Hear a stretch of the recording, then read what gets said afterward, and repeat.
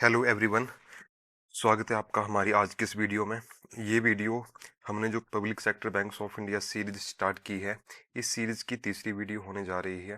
पहली वीडियो में हमने देखा था इंडियन ओवरसीज़ बैंक के बारे में, जो इंडिया की ओवरसीज़ नीड्स को पूरा करने के लिए एस्टेब्लिश किया गया था। उसके बाद हमने पढ़ा पंजाब एंड सिंध बैंक के बारे में, और आज जो हमारा बैंक है, बैंक ऑफ महाराष्ट्र। तो चलिए स्टार्ट करते हैं आज की वीडियो। अगर बात करें इसकी ओरिजिन की, ये बैंक बेसिकली जो है वो महाराष्ट्र से रिलेटेड है। और लेकिन अभी जो रिसेंट के कुछ ईयर्स में हमने देखा, 4-5 सालों में इन्होंने काफ़ी ज़्यादा ब्रांचेस ओपन कर रहे हैं पूरे ऑल ओवर इंडिया में। लेकिन अगर इसकी बात करें हिस्ट्री की, स्टार्ट करते हैं महाराष्ट्र से। महाराष्ट्र स्टेट जो कि काफ़ी पुराने टाइम से ही बिजनेस पॉइंट ऑफ व्यू के हिसाब से, और इसकी जो स्ट्रेटेजिक लोकेशन है इंडियन सब कंटिनेंट के हिसाब से, वो काफ़ी मैटर करती आई है। इसी की वजह से जो बैंकिंग है वो वहाँ पे बाकी एरियाज़ की तुलना में काफ़ी पहले आ चुकी थी। वहाँ पे जो पहला बैंक था, बैंक ऑफ बॉम्बे, 1840 में एस्टेब्लिश हो गया था। उसके बाद भी वहाँ के अलग अलग रीजन में बैंक एस्टेब्लिश हुए, जैसे पुणे में Poona bank, the Deccan bank 1890 में, और बॉम्बे बैंकिंग कंपनी 1898 में। लेकिन होता क्या है, जैसे ही वर्ल्ड वॉर वन स्टार्ट होता है 1914 में, और उसके बाद 1929 में जो महामंदी आती है, उसकी वजह से बॉम्बे जो प्रोविंस थी उस टाइम पे, उसके ऑलमोस्ट 54 बैंक जो हैं वो शट डाउन हो जाते हैं। और उसमें से मैक्सिमम जो बड़े बड़े बैंक थे उस टाइम पे वहाँ पे, वो भी बंद हो जाते हैं। तो इसके बाद होता क्या है कि एक Maharana chamber of commerce establish की जाती है 1934 में। और इसके जो फाउंडर सेक्रेटरी थे ए आर भट्ट, ये अपना एक न्यूज़पेपर स्टार्ट करते हैं, द केसरी न्यूज़पेपर।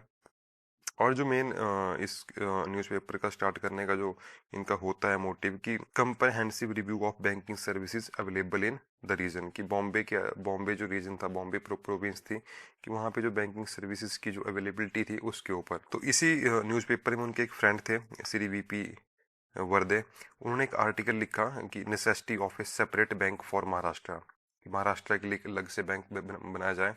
और उसकी वजह से जो एक पब्लिक डिस्कशन स्टार्ट होता है सब्जेक्ट, उस सब्जेक्ट के ऊपर, कि सेपरेट बैंक ऑफ महाराष्ट्र।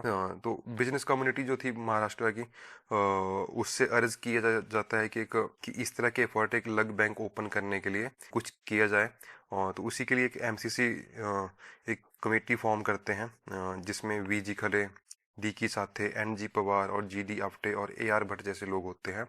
और उसी के बाद जो आउटकम क्या होती है, कि 16 सितंबर 1935 को ये बैंक जो है एक इंडियन कंपनीज एक्ट के अकॉर्डिंग रजिस्टर हो जाता है। और मेन जो ऑब्जेक्टिव होता है इस बैंक का, कि support small trader and business in Maharashtra.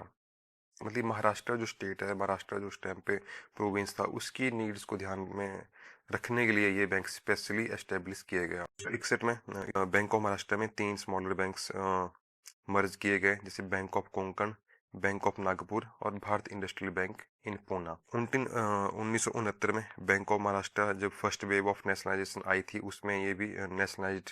एक बाजीराव रोड ब्रांच है पुणे में, उसको पुणे की हेरिटेज स्ट्रक्चर में भी शामिल किया गया है। अब बात करते हैं इंपॉर्टेंट फैक्ट्स के बारे में।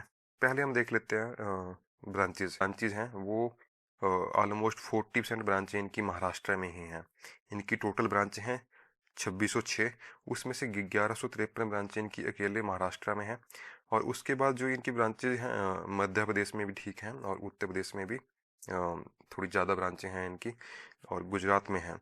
इसके अलावा बाकी जो स्टेट्स हैं, बाकी काफ़ी कम प्रेजेंस हुई है। लेकिन हालिया 2020-21 के बाद इन्होंने नॉर्थ इंडिया में भी, हिमाचल प्रदेश, जम्मू कश्मीर में भी कुछ ब्रांचें ओपन की हैं, जो कि हमने रिसेंटली ही ओपन की हैं। बात करते हैं हेडक्वार्टर की, तो इनका हेडक्वार्टर पुणे में है, महाराष्ट्र में जो है। एमडी और सीईओ निधु सक्सेना। ब्रांचेज 2606 है। फोन ब्रांच इनकी 0 है। हालांकि अभी इनको एक गांधीनगर में जो गिफ्ट सिटी है, वहाँ पे ब्रांच ओपन करने की परमिशन मिल गई है, जो कि एक तरह से फॉरेन ब्रांचेस में भी काउंट किया जाता है उनको। हालांकि वो एस्टेब्लिश इंडिया में है, लेकिन वो फॉरेन ब्रांचेस में काउंट होते हैं। Employ strength 14,591। इनका जो बिजनेस मिक्स है 5,46,979 करोड़ है। ग्रॉस एनपीए बहुत ही अच्छा है इनका, बाकी अगर पब्लिक सेक्टर बैंक से कंपेरिजन करें तो 1.74% है, जो कि काफ़ी अच्छा है। और नेट एनपीए इनका 0.18% ही है। और इनका जो मोबाइल ऐप है, महा मोबाइल प्लस के नाम से है, और ये कोर बैंकिंग सोल्यूशन सॉफ्टवेयर जो यूज़ करते हैं ये है बैंक्स, जो कि टीसीएस ने तैयार किया है। नंबर ऑफ आरआरबी स्पॉन्सर, पहले इनके पास 3 बैंक थे, लेकिन बाद में जो वन स्टेट वन आरआरबी की जो पॉलिसी आई, तो अब इनके पास महाराष्ट्र का ग्रामीण बैंक एक बैंक है जिसको स्पॉन्सर करते हैं, और ये महाराष्ट्र के एसएलबीसी हेड भी हैं। इसके अलावा ये महाराष्ट्र के ही 6 जिलों में एलडीएम की भूमिका भी अदा करते हैं। अगर बात करें रिसेंट डेवलपमेंट्स की, अभी जैसे काफ़ी अग्रेसिवली ब्रांचेज ओपन कर रहे हैं all over the country. Last financial year में इन्होंने 120 ब्रांचेज ओपन की हैं। उसमें से एक state of the art branch जो कि काफ़ी हाईटेक ब्रांच है, सुप्रीम कोर्ट ऑफ इंडिया के कॉम्प्लेक्स में लॉन्च की है। उसके अलावा इनको गिफ्ट सिटी में भी ब्रांच ओपन करने की मंजूरी मिल गई है। करते हैं मर्जर पॉसिबिलिटी के ऊपर, जैसे कि काफ़ी दिनों से न्यूज़ आ रही हैं कि बैंक का, गवर्नमेंट का जो अभी इनिशिएटिव है कि टॉप 2 बैंक टॉप 20 में लेके आने हैं वर्ल्ड में, तो काफ़ी ज़्यादा चांसेस हैं कि छोटे बैंकों का मर्जर किया जाए। तो अगर बैंक मर्जिंग के हिसाब से देखा जाए तो इनका जो सॉफ्टवेयर है वो एसबीआई, इंडियन बैंक और सेंट्रल बैंक ऑफ इंडिया से मैच होता है। तो चांसेस हैं कि इस बैंक को इन्हीं 3 बैंकों में कहीं मर्ज किया जाए, या हो सकता है कि इन 3-4 बैंकों का एक ही बैंक बना दिया जाए इन फ्यूचर, क्योंकि ये सेम सॉफ्टवेयर पे काम करते हैं इसलिए। तो चलिए आज की वीडियो में इतना ही। नेक्स्ट वीडियो में हम मिलेंगे किसी और बैंक के साथ। तब तक के लिए जय हिंद।